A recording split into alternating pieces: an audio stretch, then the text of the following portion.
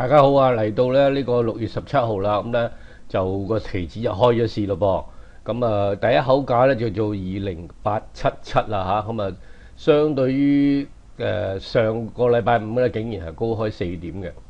咁咧而家嚟講咧，更加抽上去咧20979啊，咁升106點。咁最高去到20986嘅。咁大家都可能意外啦，咁就係因為咧係華爾街嚟講係上個禮拜做得麻麻地嘅嚇，咁但係咧個市況嚟講咧就比想象之中好啦。咁其實我喺開市前嗰篇文章咧都有提及呢個理由嘅。咁而家即刻同大家分享下咧個論據同埋個圖表上面個表達嘅意思咯。咁咧好啦，而家即刻打開咗個圖咧，我就睇到一個日線圖啦，我哋咁呢個其實而家大家都耳熟能詳啦，係一個雙頂形態啦。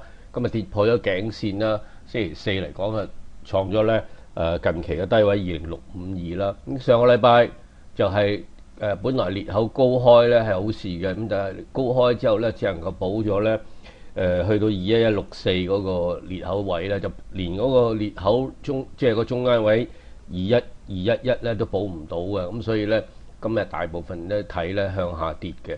咁其實跌嚟講咧就唔係一定要今日嘅，咁跌其實都有機會，但係咧機會唔係咁大啦。因為但係咧我自己睇咧，譬如我由呢個低位咧18056咧抽上去23944咧，升咗5888點啦。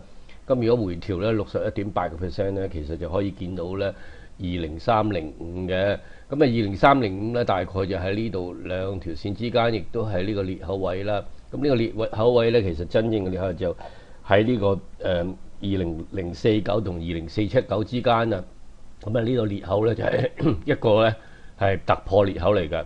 咁當其時咧見到咧佢升穿咗呢個之後咧，從來都冇回翻落去啦。咁呢個咧轉勢嘅裂口咧，到而家嚟講先有機會咧嚇，有機會又唔係即刻唔一定肯定去補翻。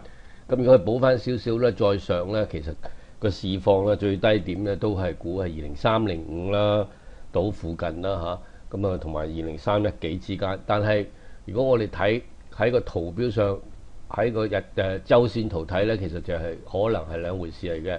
咁所以我都準備咗兩手準備啦。上次都同大家講過啦，如果由呢個16170連喺呢個19056咧，呢個長線上升軌咧，上個禮拜冇錯喺禮拜裏邊係曾經跌破，但係我哋睇翻咧，其實18056嗰個星期咧都曾經跌破嘅。咁跟住就上翻去。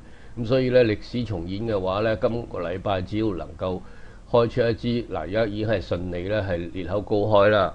咁同我預期係一樣咧，就係令到呢一個陰燭造成沽倒喎。咁如果佢係再開陽燭咧，其實已經解除咗一部分嘅威脅啦。將來會回補裂口係將來嘅事啦。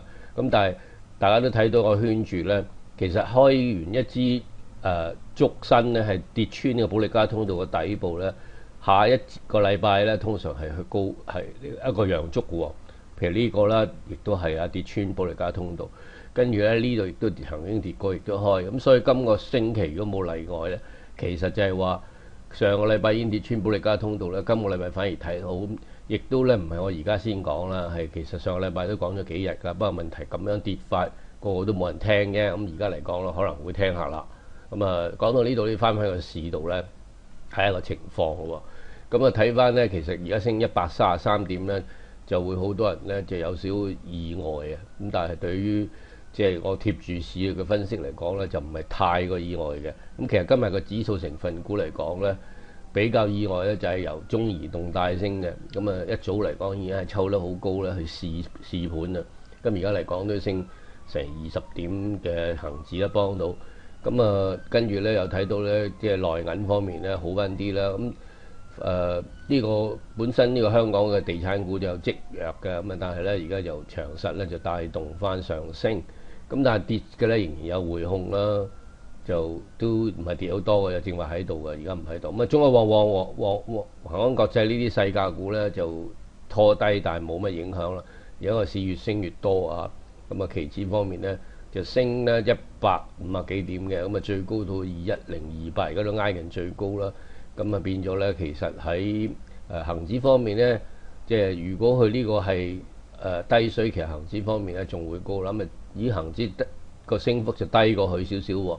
咁啊21007升38點啊，似乎咧係期指行先啦嚇。咁啊，亦都要注意咧，其實內地方面個市況今日係點樣咧，都係舉足輕重。咁我好啦，咁啊報一報恆指方面升報21007升38點，0.18% 升幅，但係國企指數仍然落後。期指方面咧就而家嚟講有所回落啦，但係都企穩咗21,000樓上。咁啊高水啦，稍為高水少少啦。